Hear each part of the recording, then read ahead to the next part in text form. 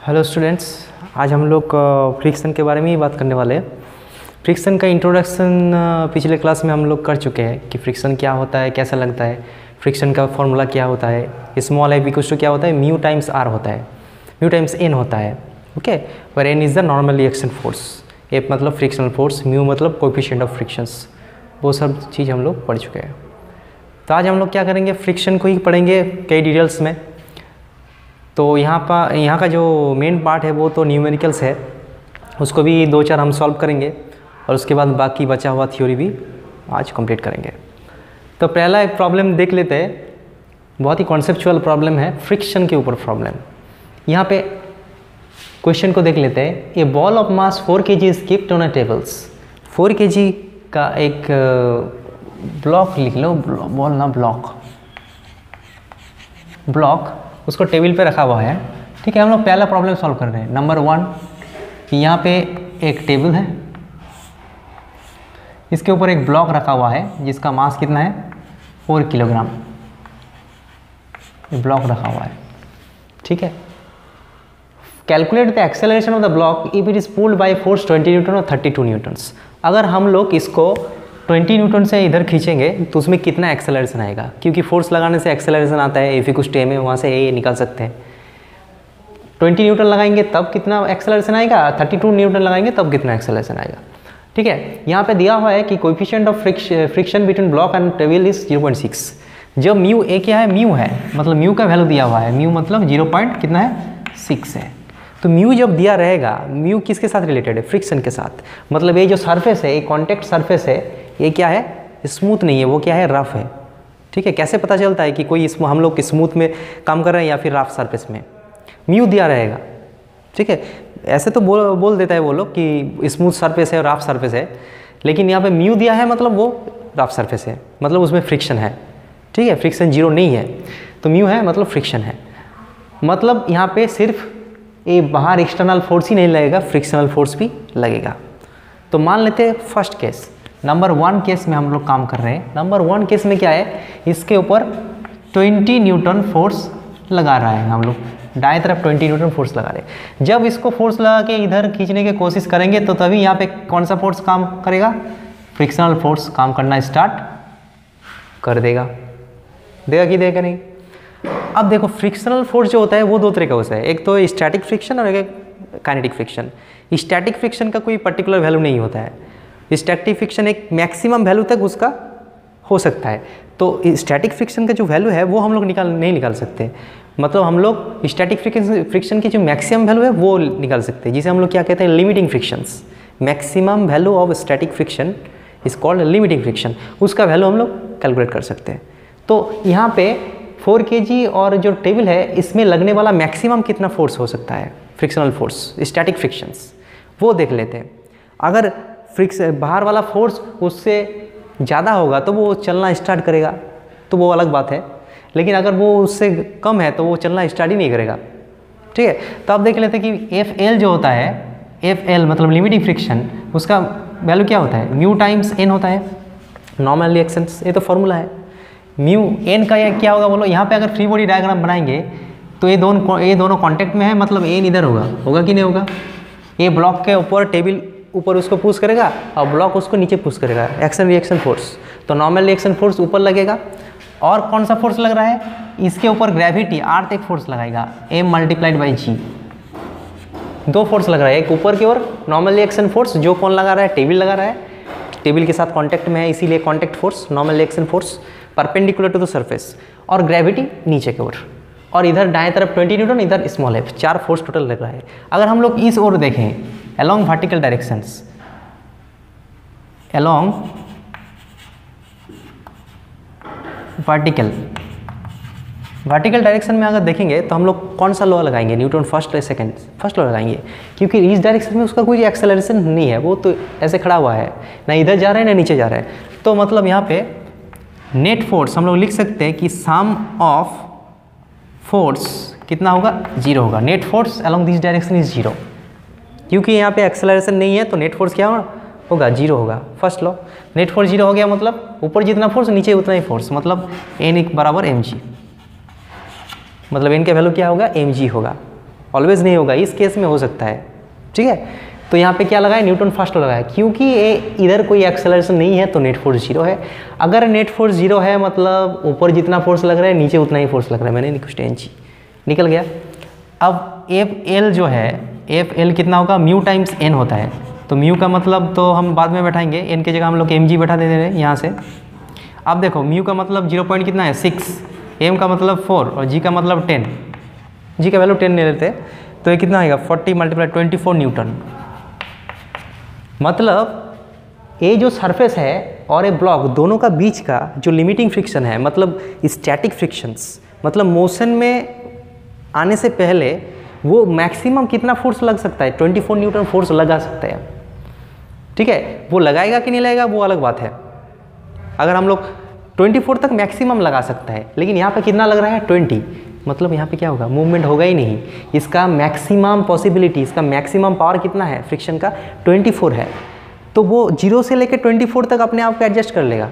अगर हम 10 लगाएंगे तो वो 10 लगाएंगे, अगर 12 लगाएंगे वो 10 लगाएंगे, कितना देर तक 24, मतलब 24 इसका मैक्सिमम वैल्यू है। लेकिन हम लोग लगा रहे हैं कितना 20, मतलब ये मूव नहीं करेगा। मतलब यहाँ पे एक्सेलरेशन क्या होगा, यहाँ पे एक्सेलरेशन क्या होगा 0 होगा, क्योंकि मूव ही नहीं करेगा। अगर यहाँ पे पूछा जाएगा कि what is the frictional force acting in this situations, frictional force कितना लग रहा है, फ्रिक्शनल फोर्स कितना लग रहा है अभी, तो आंसर क्या होगा 20, क्योंकि इसका मैक्सिमम कितना है 24 हो सकता है, लेकिन अभी कितना चाहिए उसको 20, दाएं तरफ हम लगा रहे हैं तो यहाँ पर 20 लगेगा, वो 24 तक मूव करना नहीं देगा। अगर बाहर से हम 20 लगाएंगे तो फ्रिक्शनल फोर्स क्या लगेगा 20 लगेगा।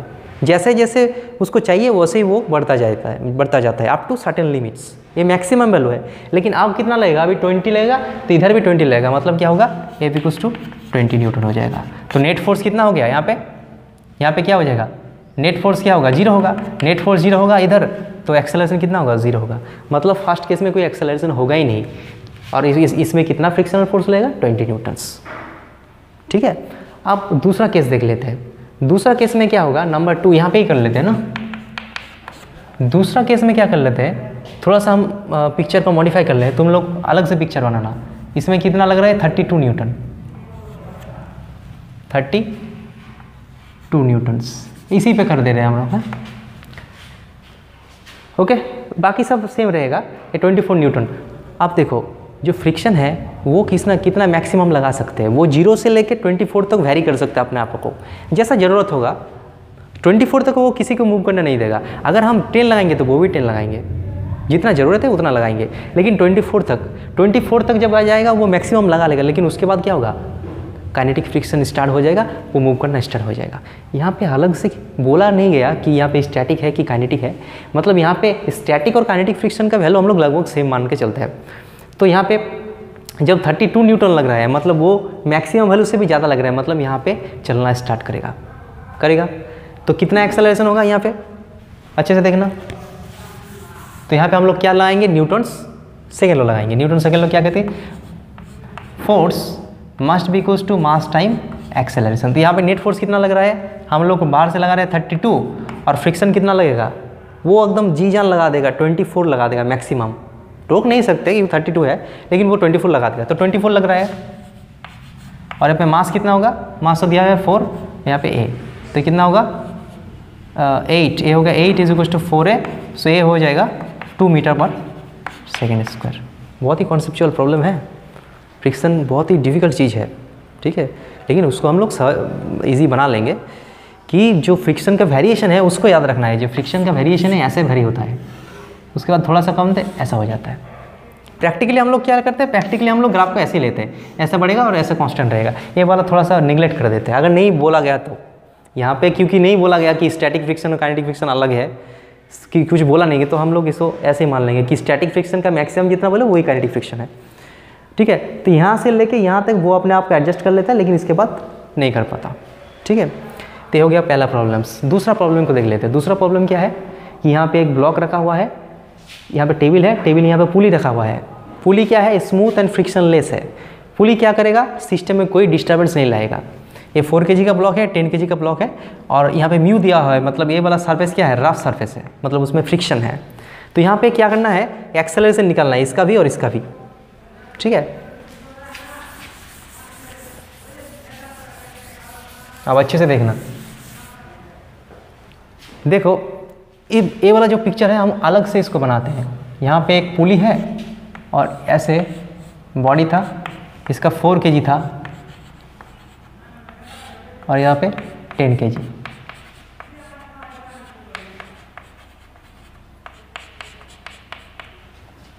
अब इसको छोड़ देंगे तो वो इधर नीचे आएगा, क्योंकि इसका 10 kg बहुत ज़्यादा है तो वो नीचे आएगा। ठीक है, आएगा कि नहीं आएगा वो बाद में देखेंगे, आ भी सकता है नहीं भी सकता, क्योंकि यहाँ पे फ्रिक्शनल फोर्स भी तो लगना है। ठीक है, तो अब तो इसको फ्री बॉडी डायग्राम बनाते हैं। इसके ऊपर क्या क्या फोर्स लगेगा, देखो 4 kg को अगर हम लोग कंसीडर करेंगे तो इसके ऊपर कितना फोर्स लगेगा। देखो एक तो ग्रेविटी लगेगा 4 × G मतलब 40 न्यूटन, G 10 बैठा देंगे नीचे की ओर। एक तो नॉर्मल रिएक्शन लगेगा N, दोनों कांटेक्ट में है मतलब नॉर्मल रिएक्शन लगेगा। दाएं तरफ एक टेंशन फोर्स लगेगा, रस्सी से बंधा हुआ है तो टेंशन लगेगा। और इधर लगेगा जब मूवमेंट करना स्टार्ट करेगा मतलब कोशिश करेगा तो इधर एक फ्रिक्शनल फोर्स भी लगेगा। ठीक है, ये हो गया 4 kg का डायग्राम। अब देखो यहाँ पे जो है इस साइड में हम लोग अगर न्यूटन्स लॉ लगाएंगे तो क्या हो जाएगा, सम ऑफ F = 0। इधर उधर तो मूवमेंट नहीं हो रहा है, मतलब ऊपर जितना फोर्स नीचे उतना ही फोर्स, नेट फोर्स 0 होना चाहिए। तो N = क्या हो जाएगा 40 न्यूटन। N का वैल्यू क्या निकल गया 40 निकल गया। N अगर 40 निकल गया तो यहाँ से हम लोग इसका एक्सेलरेशन कितना है वो पता करने के लिए पहले हम लोग लिमिटिंग फ्रिक्शन निकाल लेते हैं ना। लिमिटिंग फ्रिक्शन कितना है वो निकाल लेते हैं। लिमिटिंग फ्रिक्शंस इसका कितना होगा μN, म्यू का मतलब 0.6, N का मतलब 40, मतलब 24 न्यूटन इसका मैक्सिमम फ्रिक्शन हो सकता है। अब डिपेंड करेगा कि टेंशन कितना है। टेंशन अगर 24 से ज़्यादा होगा तो भी मूव करेगा, तो उसको कैलकुलेट करने के लिए हम लोग 10 kg का डायग्राम बनाते हैं। 10 kg के ऊपर क्या क्या फोर्स लग रहा है, एक तो रस्सी से बंधा हुआ है तो टेंशन ऊपर की ओर लगेगा, tension is always away from the body, और ग्रेविटी इसको नीचे खींचेगा कितना 10 × G मतलब 100 न्यूटन। ठीक है, अब देखो ये चीज़ जो 100 न्यूटन और T है ये तो नीचे आ रहा है ना, ये नीचे एक्सेलरेशन के साथ नीचे आएगा, तो इसके ऊपर, और ये एक्सेलरेशन के साथ किधर जाएगा इधर जाएगा। हम लोग मान लेते हैं एक्सेलरेशन इधर जाएगा। तो यहाँ पे जो इसका मोशन है ये डाउनवर्ड एक्सेलरेशन है, तो यहाँ पे हम लिख सकते हैं कि नेट फोर्स = मास टाइम एक्सेलरेशन। नेट फोर्स कितना है, नीचे 100 है और ऊपर कितना है T = मास कितना है, मास इसका 10 है, तो A यहाँ पे एक इक्वेशन मिल गया। ठीक है, अब यहाँ पे कितना इक्वेशन मिलेगा, यहाँ पे फर्स्ट बॉडी के लिए क्या मिलेगा T - स्मॉल f मतलब FL मैक्सिमम लगेगा, क्योंकि उसका मैक्सिमम जी जान कोशिश करेगा, उसके बड़ा होगा तभी तो वो मूवमेंट करेगा। तो F = ma मतलब कितना होगा, m मतलब 4 × A, T मतलब पता नहीं, F तो 24 न्यूटन = 4A। इक्वेशन नंबर 2 है। तो ए पहला वाला बॉडी जो है उसके लिए इक्वेशन ये है, दूसरा वाला इसके, तो इसको हम लोग क्या कर सकते हैं, एक और 2 को प्लस कर सकते हैं, 1 + 2 कर देंगे तो क्या हो जाएगा, T कैंसिल आउट हो जाएगा, 100 - 24 76 आ जाएगा, और दाएं तरफ आ जाएगा कितना 14, तो यहाँ से A निकल जाएगा। A कितना होगा 76/14, ऐसा कुछ एक निकलेगा है, लगभग 5 पॉइंट समथिंग 5.4 मीटर/सेकंड अप्रॉक्सीमेट, इसका इतना वैल्यू निकल जाएगा एक्सेलरेशन। तो एक्सेलरेशन कितना होगा, दोनों का ही सेम होगा, 5.4 मीटर/सेकंड होगा। और यहाँ पे टेंशन पूछा जाएगा तो टेंशन भी हम कैलकुलेट कर सकते हैं। टेंशन है मतलब कैसे कैलकुलेट कर सकते हैं, ए का वैल्यू हम लोग किसी भी इक्वेशन में डाल देंगे दोनों में से, तो टी कैंसिल, टी हम लोग कैलकुलेट इजीली कर सकते हैं। तो ऐसे एक इक्वेशन हम लोग बना सकते हैं। फ्री बॉडी डायग्राम उसको बनाना है, लिस्ट ऑफ फोर्स बनाना है और देखना है कि न्यूटन फर्स्ट लॉ लगाना है कि सेकंड लॉ लगाना है। जहाँ पे एक्सेलरेशन 0 है वहाँ पे फर्स्ट लॉ, जहाँ पे एक्सेलरेशन है वहाँ पे सेकंड लॉ। ठीक है, अब थर्ड प्रॉब्लम देख लेते हैं। थर्ड प्रॉब्लम क्या है, अगर कोई डाउट होगा तो मतलब पॉज करके उसको देख लेना। अच्छा, a block of mass 2 kg is placed on a rough inclined plane. यहाँ पे एक टर्म आया कि इंक्लाइंड प्लेन। इंक्लाइंड प्लेन क्या होता है उसको देख लेते थोड़ा सा।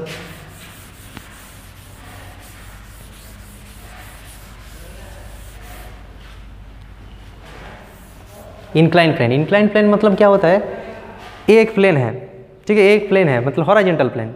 इंक्लाइंड प्लेन मतलब ऐसा है, मतलब कुछ एंगल बना हुआ है हॉरिजॉन्टल के साथ। इंक्लाइंड प्लेन मतलब ऐसा प्लेन, ये जो हॉरिजॉन्टल डायरेक्शन है, ए वाला जो प्लेन है, ये क्या किया, हॉरिजॉन्टल डायरेक्शन के साथ कुछ एंगल बना रहा है, मतलब वो सीधा नहीं है, थोड़ा सा ऐसा है, इंक्लाइंड है। कितना एंगल है, वो है एंगल ऑफ इंक्लिनेशंस। ओके, जो सीधा नहीं है, ऐसा है, वो है इंक्लाइंड प्लेन। ये एक प्लेन है जो कि इंक्लाइंड है, सीधा नहीं है, और वो एक्स एक्सिस के साथ, not x axis, horizontal direction के साथ कितना एंगल बना रहा है, उसका नाम क्या है, एंगल ऑफ इंक्लिनेशन। इसका नाम क्या है, थीटा मतलब क्या है, एंगल ऑफ इंक्लिनेशन। ठीक है, इसका नाम है एंगल ऑफ इंक्लिनेशंस। कितना एंगल में वो है, तो इंक्लाइंड प्लेन के ऊपर ये राफ है, राफ है मतलब ये क्या है, राफ है मतलब इसमें म्यू है, म्यू दिया हुआ है, यहाँ पे म्यू दिया हुआ है, कुछ 0.58 ऐसा कुछ दिया हुआ है। ठीक है, तो यहाँ पे इसका मास भी दिया हुआ है, m is equal to 2 kg। ठीक है, स्मॉल m एक मास दिया हुआ है। तो अब यहाँ पे पूछा गया कि what is the minimum angle of inclination for which sliding sliding is about to take place. मतलब रियल लाइफ में क्या होता है, अगर कोई इंक्लाइंड प्लेन है, हम मान लेते हैं कि हम लोग एग्जांपल लेते हैं, मान लेते हैं कि ए एक प्लेन है, नॉर्मल प्लेन, ए इंक्लाइंड प्लेन है। अगर ये डस्टर को ऐसे रख देंगे, देखो ए गिर रहा है, नहीं गिर रहा है, अब देखो ये गिर रहा है, नहीं गिर रहा है, हम लोग इसको इंक्लिनेशन बढ़ाते जाएँ, थोड़ा सा करके हम इंक्लिनेशन बढ़ाते जाएँ, मतलब थीटा बढ़ रहा है, ये गिर रहा है, नहीं गिर रहा है, नहीं गिर रहा है, एक टाइम ऐसा आएगा वो गिरना स्टार्ट कर देगा, एक टाइम ऐसा आएगा ऐसे, मतलब वो गिरना स्टार्ट हो गया। तो यहाँ पे वही पूछा गया कि इसका जो एंगल ऑफ इंक्लिनेशन है, मतलब वो कहाँ से वो गिरना स्टार्ट करेगा, वो वाला एंगल हमको निकालना है। मतलब जस्ट मतलब स्टार्ट हो रहा है अभी, मतलब नहीं गिरा, मतलब गिरने वाला है, तो वो वाला एंगल निकालना है हम लोग को। ठीक है, तो इसको कैसे हम लोग निकाल सकते हैं, ये जो डायग्राम है इसको थोड़ा सा बड़ा करके बनाते हैं, इसको बहुत में काम में आएगा। अच्छा, इसको मोच देते हैं अभी, अच्छे से समझना, वेक्टर का एप्लीकेशन भी है यहाँ पे। ये थीटा है, ठीक है, यहाँ पे एक मास है स्मॉल m, ठीक है, स्मॉल m इसका मास है। अब देखो इसके ऊपर लगने वाला फोर्स हम लोग को देखना पड़ेगा। एक तो फोर्स है नीचे की ओर, ग्रेविटेशनल फोर्स m इंटू जी, और इसका टेंडेंसी किधर है, इधर आने का, तो इसके ऑपोजिट साइड में यहाँ पे एक फ्रिक्शनल फोर्स लगेगा, लगेगा ही नहीं लगेगा। अगर हम लोग इसको छोड़ देंगे तो वो पहले तो नहीं आएगा, फ्रिक्शनल फोर्स की वजह से वो रुका हुआ है, लेकिन फ्रिक्शनल फोर्स किधर लगेगा, जहाँ पे मोशन का टेंडेंसी होगा उसके ठीक अपोजिट लगता है, तो ऊपर को लगेगा, उसका टेंडेंसी नीचे को रहा है। और क्या फोर्स लगेगा, ये इसके साथ कांटेक्ट में है, तो कांटेक्ट में है तो नॉर्मल एक्शन फोर्स कैसा होगा, देखो ये चीज़ इसके साथ कांटेक्ट में है, नॉर्मल एक्शन फोर्स ऐसा होगा। मतलब ये जो कॉपी है डस्टर को और डस्टर कॉपी को एक दूसरे को परपेंडिकुलर डायरेक्शन में पुश करेगा, ये इसको इधर पुश करेगा, ये इसको इधर पुश करेगा, मतलब इसके ऊपर लगने वाला नॉर्मल रिएक्शन फोर्स इधर होगा। लेकिन ऐसा कर देंगे तो नॉर्मल रिएक्शन फोर्स भी चेंज हो जाएगा, क्योंकि वो हमेशा क्या होता है, परपेंडिकुलर होता है, परपेंडिकुलर टू द सरफेस होता है। ठीक है, तो यहाँ पे परपेंडिकुलर टू द सरफेस होगा, मतलब नॉर्मल रिएक्शन किधर होगा, ऐसे होगा। समझ में आया कि नहीं आया?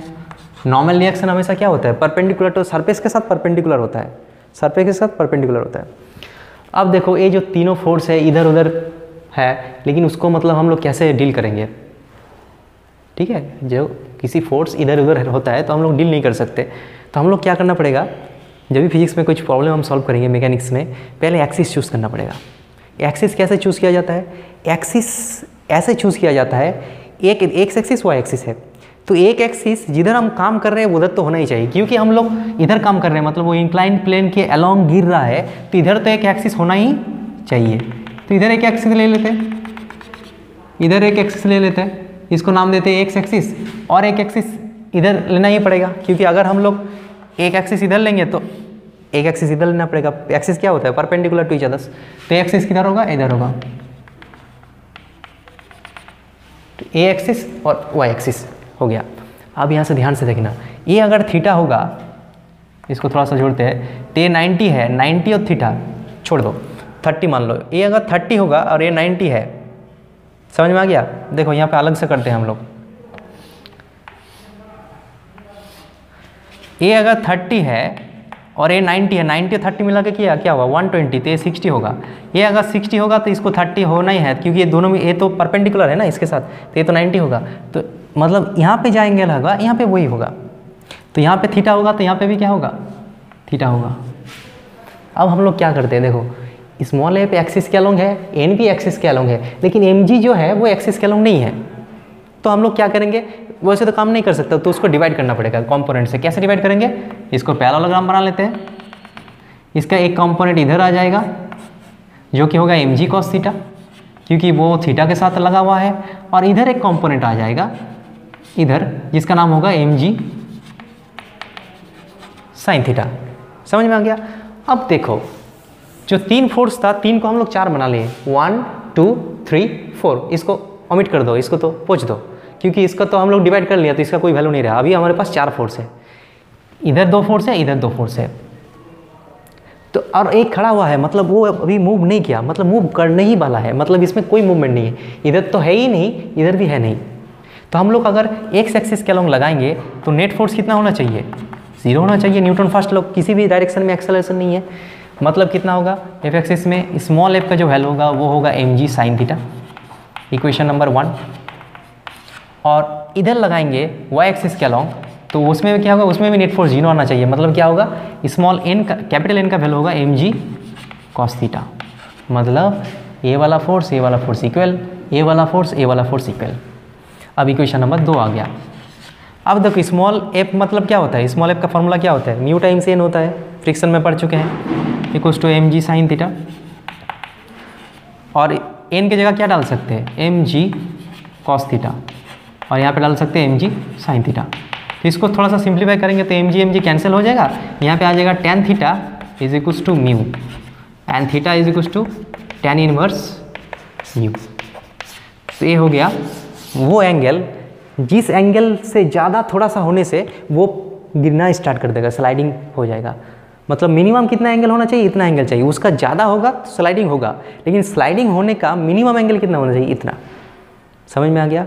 ये जो एंगल है, minimum angle for which sliding is about to take place is known as angle of repos. इसका नाम क्या है, angle of repose, angle of repose. ये एनसीईआरटी में दिया नहीं है, इसको थोड़ा सा देखना है। एंगल ऑफ रेपोज, इसका डेफिनेशन क्या है, the minimum angle for which the sliding on a inclined plane is about to take place is known as angle of repos. अब देखो वो वाला क्वेश्चन हम इजीली सॉल्व कर सकते हैं। Tan theta is mu, tan theta is equals to mass का कोई नहीं ले, कुछ काम नहीं आएगा। म्यू का मतलब 0.58, 0.58 क्या होता है एक्चुअली करके देखना, 1/√3 होता है। तो थीटा कितना करने से 1/√3 होता है, 30 डिग्री। मतलब यहाँ पे आंसर आ गया वो प्रॉब्लम का 30 डिग्री। ठीक है, समझ में आ गया। तो एंगल ऑफ रेपोज का डेफिनेशन तुम लोग लिख लो, the minimum angle of inclination of a plane for which the sliding of a block over the surface is about to take place is known as angle of repose. और एक problem हम लोग आज solve करेंगे और class को finish करेंगे। यहाँ पे बहुत ही एक इम्पॉर्टेंट प्रॉब्लम दिया हुआ है और कॉन्सेप्चुअल प्रॉब्लम दिया हुआ है। पहले तो इसका डायग्राम बनाते हैं। A block of mass 5 kg is left over a rough inclined plane from the top point. यहाँ पे एक इंक्लाइंड प्लेन है ऐसे, ठीक है, और यहाँ पे एक ब्लॉक को यहाँ से छोड़ा गया है, यहाँ से छोड़ दिया है, मतलब 0 इनिशियल वेलोसिटी से वो। तो यहाँ पे पूछा गया कि वो ब्लॉक को अगर छोड़ देंगे तो उसका एक्सेलरेशन कितना होगा। ये नंबर 1 क्वेश्चन। तो सेकेंड क्वेश्चन है ऊपर से नीचे तक आने के उसको कितना टाइम लगेगा। अगर एक्सेलरेशन हम लोग निकाल लेते हैं तो टाइम तो इजीली हम लोग कैलकुलेट कर सकते हैं। यहाँ पे म्यू दिया हुआ है, मतलब वो राफ है तो कोएफिशिएंट ऑफ फ्रिक्शन है 1/√3, और जो लेंथ ऑफ द प्लेन है वो 20 मीटर है, मतलब ये 20 मीटर है। ये क्या है, 20 मीटर है। और यहाँ पे और एक चीज़ दिया है कि थीटा जो है एंगल ऑफ इंक्लिनेशन वो 30 डिग्री है। एंगल ऑफ इंक्लिनेशन क्या है, 30 डिग्री। ये क्या है, 30 डिग्री। ठीक है, ठीक से समझना होगा। तो अब देखो इसको हम लोग पहले कैलकुलेशन करके उसके बाद बैठा सकते हैं या फिर डायरेक्ट कर सकते हैं। तो हम लोग पहले कैलकुलेशन कर लेते हैं, क्योंकि वो कभी कभी वैल्यू नहीं दिया रहता है, सिर्फ कैलकुलेशन करना पड़ता है एम म्यू ऐसे इसका टर्म में। ठीक है, तब हम लोग क्या करते हैं कि यहाँ पे मान लेते कि यहाँ पे है इंटरमीडिएट कुछ स्टेट में, वो एक ही तरह का डायग्राम होगा। इसके ऊपर लगने वाला फोर्स का लिस्ट बनाते हैं। पहले तो हम लोग इसका एक्सिस बना लेते हैं, क्योंकि हम लोग इधर काम कर रहे हैं तो एक एक्सिस तो उधर होना ही चाहिए। तो एक एक्सिस हम लोग इधर बना लेते हैं, ठीक है, और एक एक्सिस हम लोग इधर बनाते हैं। तो इसके ऊपर एक तो m इंटू जी नीचे काम करेगा, नो डाउट। एक तो इसके ऊपर नॉर्मल रिएक्शन फोर्स लगेगा, small N, capital N sorry, क्योंकि ए और सरफेस टच में है तो नॉर्मल रिएक्शन फोर्स लगेगा। और क्या लगेगा? फ्रिक्शनल फोर्स लगेगा, क्योंकि इसका टेंडेंसी होगा इधर उतरना, तो फ्रिक्शनल फोर्स इधर लगेगा, ठीक अपोजिट साइड में। अब हम लोग क्या करेंगे, एम जी जो है इसको दो कंपोनेंट में डिवाइड करना पड़ेगा, क्योंकि वो एक्सिस के अलोंग नहीं है, ठीक है। हम लोग थोड़ा सा मतलब रैंडम है ना, उसको ठीक ठाक कर लेते हैं, सब एक्सिस के अलोंग होना चाहिए। तो ये 30 होगा, ए थीटा है, इसको थीटा मान लेते हैं, पहले इसको मान लेते हैं कि थीटा, ए थीटा होगा तो ये भी क्या होगा, थीटा होगा। अब इसको दो पार्ट में हम लोग डिवाइड कर सकते हैं, एक तो इधर होगा ये वाला पार्ट, ये क्या हो जाएगा, एम जी कॉस थीटा, और ए वाला जो पार्ट होगा ये हो जाएगा एम जी साइन थीटा। क्या हो जाएगा, एम जी साइन थीटा।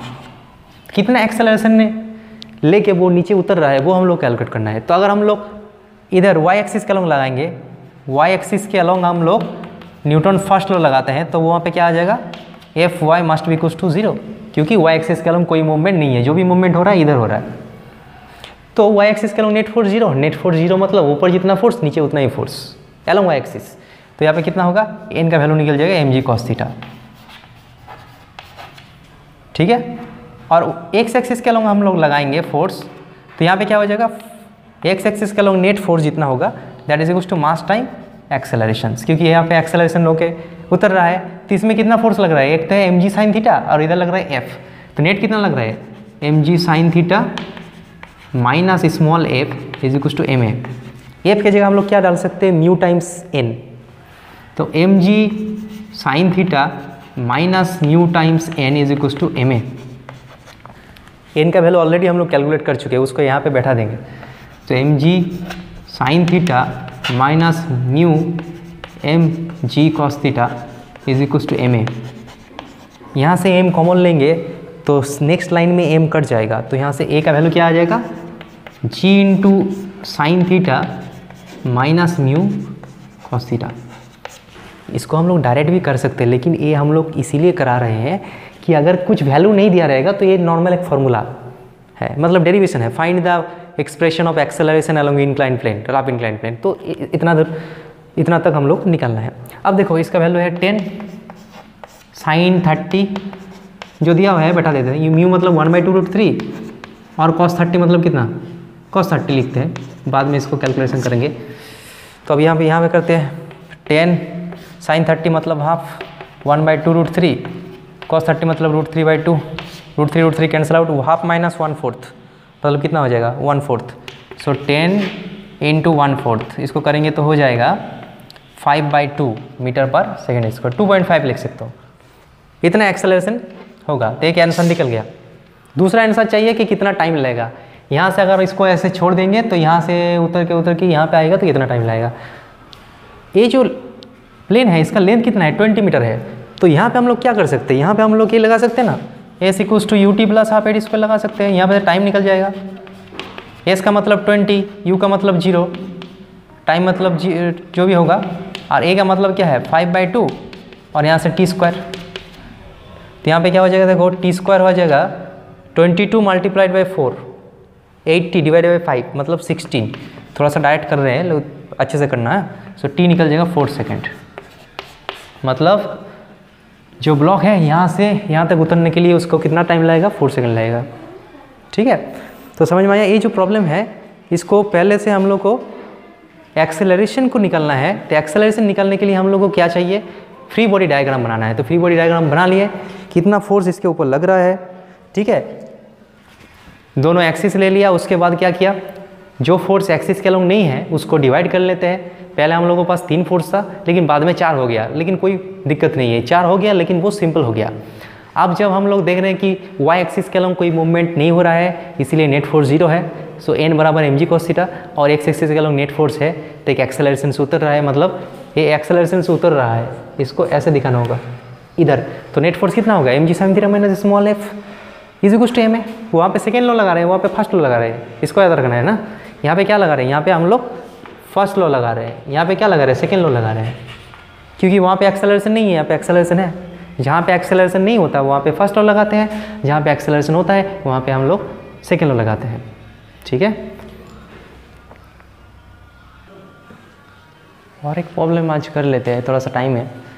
यहाँ पे एक प्रॉब्लम दिया हुआ है कि block of mass 2 kg is start moving with over a rough surface with velocity 10 metre per second.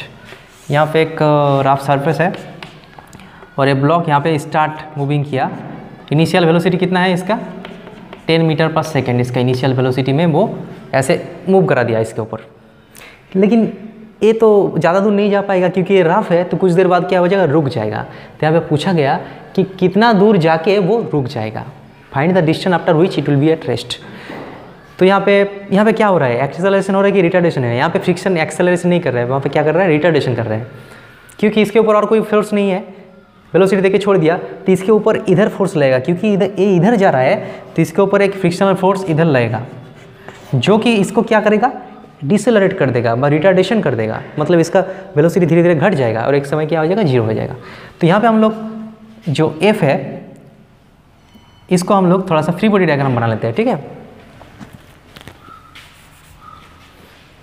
देखो इसका फ्री बॉडी डायग्राम कैसे होगा, एक तो है ग्रेविटी नीचे खींचेगा इसको m इंटू जी, और यहाँ पे ऊपर नॉर्मल रिएक्शन फोर्स n, ठीक है। तो अच्छे से देखना कि इसके जो फोर्स लग रहा है, इधर तो नेट फोर्स 0 है कि इधर उधर तो नहीं कर रहा है, जो भी हो रहा है इधर हो रहा है। तो इसका जो y एक्सिस के अलोंग है नेट फोर्स कितना है, 0 है, न्यूटन फर्स्ट लॉ, तो n बराबर mg हो जाएगा, ठीक है। और इधर क्या होगा, इधर होगा F is equal to ma, force is equal to mass time deceleration. यहाँ पे एक्सेलरेशन नहीं है, डिसेलरेशन। तो फोर्स मतलब म्यू टाइम्स n होगा, frictional force m times a। n के वैल्यू तो ऑलरेडी हम लोग कैलकुलेट कर चुके हैं, mg हुआ है, तो यहाँ पे m और m कट जाएगा तो a आ जाएगा म्यू टाइम्स g, ठीक है। म्यू मतलब 0.5, g मतलब 10, तो हो जाएगा 5 मीटर पर सेकेंड स्क्वायर। तो एक्सेलरेशन का वैल्यू निकल गया, डिसेलरेशन का वैल्यू निकल गया। तो क्या हो जाएगा, हम लोग ये लगा सकते हैं v square is equal to u square plus 2as। Final velocity 0 हो जाएगा, इनिशियल 10 है, और माइनस लगाना पड़ेगा क्योंकि यहाँ पे डिसेलरेशन है। a का वैल्यू हम निकल चुके 5, और s यहाँ से s निकल जाएगा 100/10, मतलब 10 मीटर।